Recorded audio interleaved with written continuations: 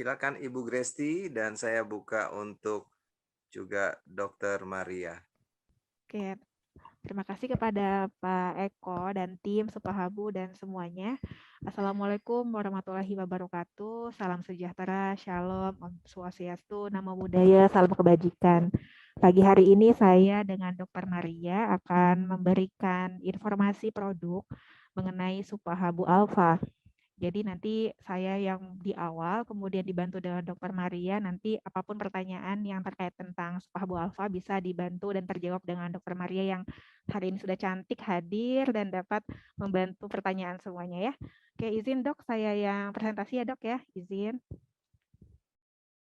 Untuk Supahabu Alpha mungkin seluruh Bapak dan Ibu sudah ketahui ya. Nah, sebelum acara ini dimulai, biasanya saya sukanya berpantun ya. Sarapan pagi dengan ketan, setelah itu mencuci kain. Dengan senang hati saya ucapkan selamat datang para hadirin semuanya ya. Untuk Supahabu Alpha ini ada isinya mengenai canas teriata 300 mg, kemudian ada kurkuma santoriza 100 mg, dan moringa oleifera 100 mg. Tentu Bapak dan Ibu sudah familiar dengan komposisi dari Supahabu Alpha ini, di mana canas teriata merupakan ekstrak dari ikan gabus, kurkuma santoriza merupakan ekstrak dari temulawak, dan moringa oleifera dari daun kelor. Kemudian manfaat dari Supahabu Alpha ini sudah banyak sekali ya yang dapat kita ketahui. Di antaranya sebagai berikut. Untuk ikan gabus dapat menurunkan proses inflamasi, kemudian sebagai anti trombosis, lalu sebagai antioksidan. Kemudian temulawak memiliki kandungan yang kurkumin. Ini juga sudah disampaikan pada materi sebelumnya bahwa kandungan dari temulawak itu adalah marker senyawanya adalah kurkumin. Jadi kurkumin ini merupakan senyawa aktif yang mempunyai fungsi meredakan nyeri sendi dan tulang, menurunkan lemak darah, dan sebagai antioksidan. Kemudian kurkumin juga sebagai antihepatotoksik, merangsang sel hati membuat empedu, mencegah hepatitis dan gangguan hati, merangsang fungsi pankreas, menambah selera makan, mampu merangsang metabolisme sistem hormon dan fisiologi tubuh. Kemudian kombinasi selanjutnya adalah dengan daun kelor yang berfungsi sebagai antioksidan dan neuroprotektor. Adapun salah satu contoh kasus yang kami coba berikan untuk pasien ginjal misalnya, untuk albumin oral ini tidak berdiri tunggal, melainkan ada kandungan senyawa kimia bahan alam dari temulawak dan daun kelor, di mana dikatakan polyherbal, lebih dari satu komponen senyawa yang dapat berkhasiat membantu menaikkan nutrisi pasien ginjal tersebut. Jadi apa fungsinya? Fungsinya adalah di antara ketiga itu dapat saya jelaskan sebagai berikut.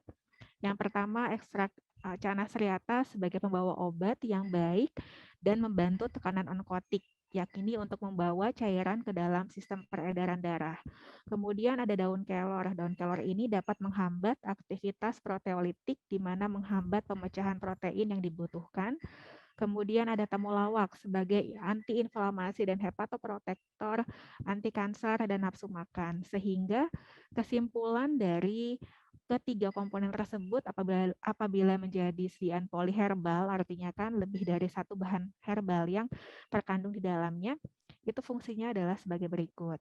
Jadi secara umum kandungan dari temulawak, daun kelor, dan ekstrak ikan gabus itu adalah antioksidan yang baik. Kemudian adanya kandungan protein tinggi untuk proses penyembuhan luka, perbaikan nutrisi dan penyerapannya, sehingga juga dapat penyerapan yang baik zat-zat yang penting bagi tubuh sehingga melindungi fungsi organ dan pankreas. Di sini saya coba gambarkan bahwa saya pakai mouse ya di sini. Nah, kurkumin ini memiliki banyak sekali khasiat dan potensi senyawanya. Mengapa di dalam bahan herbal selalu ada salah satu komponen senyawa yang disebutkan. Artinya, dia adalah senyawa marker penandanya yang aktif dapat digunakan sebagai beberapa aktivitas dari aktifan obatnya itu sendiri. Contohnya adalah kurkumin. Kurkumin ini adalah sebagai salah satu zat aktif yang diperoleh dari temulawak. Dia merupakan salah satu metabolit sekunder yang berasal dari flavonoid. Nah, jadi dia berfungsi sebagai anti-inflammatory activity, lalu sebagai sistem imun juga dapat bermanfaat, sebagai antidiabetes, kemudian sebagai kardiovaskuler, hepatoprotektor, neuroprotection, sebagai anti-cancer, dan seterusnya. Sehingga umumnya secara garis besar termasuk golongan flavonoid. Apa itu flavonoid? Flavonoid itu merupakan metabolit sekunder yang ada dalam bahan alam. Dan pada komposisi di dalam superhalbu alfa, komponen dari flavonoid total ini sangat berperan penting. Jadi dapat beraktivitas sebagai berikut. Di antaranya paling utama adalah antioksidan. Karena antioksidan ini adalah pencetus di mana radikal bebas yang ada di dalam tubuh kita ini dapat secara langsung mempengaruhi organ-organ tubuh kita juga begitu. Kemudian ada kandungan yang berikutnya adalah dari albumin. Nah, albumin ini yang kita dapat dari ekstrak Canas striata atau ikan gabus. Nah, albumin ini merupakan protein utama yang terdapat di dalam darah manusia ya. Jadi ada di dalam tubuh kita juga Bapak dan Ibu. Kemudian dapat mengatur tekanan osmotik dalam darah merupakan fungsi utamanya.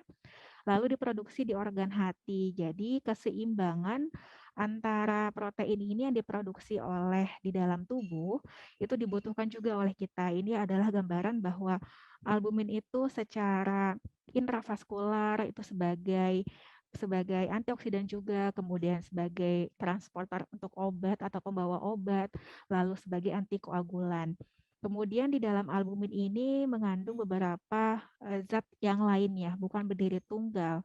Nah, jadi di dalamnya itu ada asam amino esensial dan non esensial, di mana dia di dalamnya itu dapat berhasil dalam tubuh kita ya. Kalau kita perbesar di dalam mikroskopik ya, ini senyawanya seperti ini atau gambarannya. Jadi molekul dari albumin ini menunjukkan bahwa molekul tersebut dapat menyerap sejumlah besar muatan air sehingga ikatannya itu hidrofobik terhadap protein ligan. Apa itu hidrofobik? Artinya dia kalau fobik kan fobia, tidak suka. Jadi dia mengikat ikatan protein ligannya sendiri ya secara menyeluruh. Nah, makanya ada gambar seperti ini di samping pojok kanan bawah, di mana menggambarkan si protein-protein atau albumin ini dapat mentransportasi atau membawa molekul-molekul obat dalam jumlah partikel yang sangat kecil. Nah, bayangkan apabila dia berada di dalam aliran darah kita bahwa fungsinya sangat potensial ya. Jadi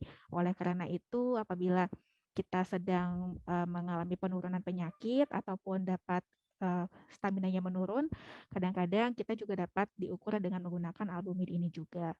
Ya, jadi apa itu albumin? Albumin itu merupakan segala jenis protein yang larut dalam air dan larutannya itu ada di dalam mengalami koagulasi sehingga tadi dijelaskan dapat mempertahankan tekanan onkotik plasma.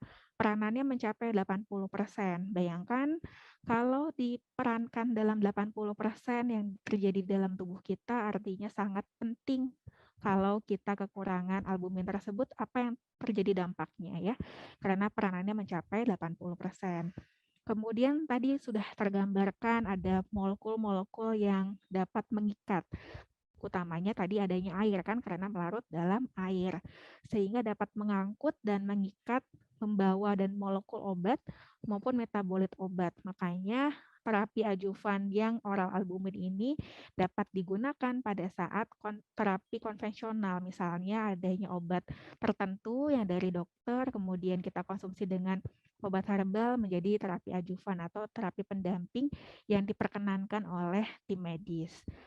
Kemudian antiinflamasi, mempertahankan integritas mikrovaskuler, kemudian mempertahankan keseimbangan asam dan basa, sangat berkaitan juga dengan berperan sebagai buffer atau penjaga muatan di dalam tubuh kita, karena dalam tubuh kita ada asam dan basa juga. Kemudian sebagai antioksidan, karena albumin dalam serum bertindak menghambat produksi radikal bebas. Kemudian sebagai antikoagulan, mencegah penggumpalan dan menghambat agregasi trombosit. Tadi kan sudah digambarkan di dalam slide sebelumnya bahwa fungsinya dari albumin itu sangat berperan penting. Kemudian ada sumber albumin dan ada konsentrasi plasma albumin secara normal. Kalau misalnya kita kekurangan albumin di dalam tubuh kita, maka akan terjadi dampak yang mungkin akan tidak dapat kita prediksi. Oleh karena itu, konsentrasi albumin ini diharapkan masih dalam kondisi sumber-sumber albumin sangat banyak, namun komposisi albumin yang paling banyak adalah pada ikan gabus. Ini sudah banyak penelitiannya dan risetnya. Kemudian juga ada putih telur, ikan gabus, kacang kedelai, daging ayam, dan seterusnya. Kemudian peran albumin ini juga cukup banyak menjaga tekanan osmotik, lalu menemukan sebagai alat pengangkut, memperbaiki kadar bilirubin dan sebagainya, sehingga albumin di dalam tubuh kita ini dapat memberikan sinyal apabila terjadi sesuatu di dalam tubuh kita. Ini merupakan nutrisi yang ada di dalam tubuh Canas striata ya. Jadi adanya asam amino esensial dan non esensial. Juga mempunyai beberapa peran penting di dalamnya. Kemudian juga sebagai asupan malnutrisi pada ibu hamil dan pada anak juga ya, karena kandungan Canas striata ini sangat baik digunakan untuk ibu hamil kondisinya dan juga anak-anak. Lalu di sini ada beberapa kandungan dari Canas striata yang mengandung protein, albumin, lemak, dan mineral. Kemudian juga ada beberapa lagi yang mengatakan bahwa dengan mempercepat recovery, adanya Canas striata ini juga sangat baik gitu ya. Sebagai antidiabetes juga sama, aktivitasnya dapat menurunkan laju peroksidasi lipid pada sel beta yang rusak dan meregenerasinya gitu ya. Jadi banyak sekali peran dari Canas striata ini. Ada juga sebagai antihipertensi karena di dasar inhibitor tersebut dapat dipengaruhi dengan potensi dari ekstrak Canas striata. Ada juga sebagai anti kanker karena di dalamnya itu ada kurkuma santoriza yang di dalamnya tadi sudah mengandung kurkumin ya. Lalu ada magical atau medical tree dari daun kelor yang manfaatnya sudah cukup banyak. Kemudian juga sudah ada beberapa penelitian dari Nucleus Pharma yang mendukung hal tersebut, 2 jurnal ini. Secara singkat itu yang dapat saya sampaikan. Mungkin Dr. Maria dapat menambahkan. Terima kasih. Silakan Dr. Maria. Sering ada pertanyaan, kalau misalkan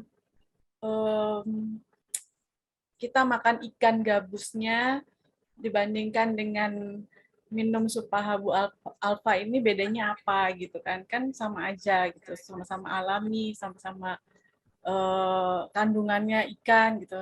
Tapi di sini saya mau tambahkan kalau protein itu akan rusak pada suhu yang tinggi. Apalagi kalau misalkan ikan itu digoreng, maka proteinnya akan berkurang. Jadi kalau pada Supahabu alfa ini kan kita ambil ekstraknya langsung dari ikannya tanpa proses pemasakan atau menggunakan suhu yang tinggi. Jadi Supahabu alfa ini sebetulnya sudah bagus sekali untuk kita konsumsi gitu.